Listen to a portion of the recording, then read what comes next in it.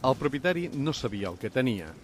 Quan va decidir arreglar el rellotge, el restaurador es va adonar que era un original construït a finals del segle XVIII per Saldari, un mestre rellotger mataroní. Pertany a l'època daurada de la rellotgeria, quan l'escapament català, una innovació mecànica, va millorar la precisió de l'agulla que marca els segons. Aquest mecanisme va situar Catalunya al capdavant de la producció de rellotges durant els segles XVIII i XIX, especialment als mercats americans, com el de les Indianes, i en la industrialització de Catalunya. Al final, però, va arribar amb la fabricació d'aquest tipus de rellotge a altres països d'Europa.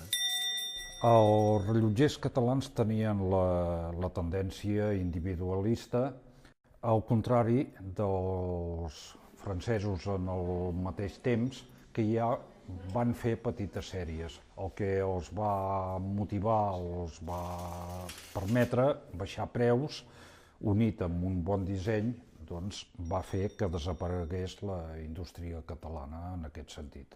Ens queden però testimonis d'aquella època, ja sigui en museus o en cases particulars on han passat de generació en generació.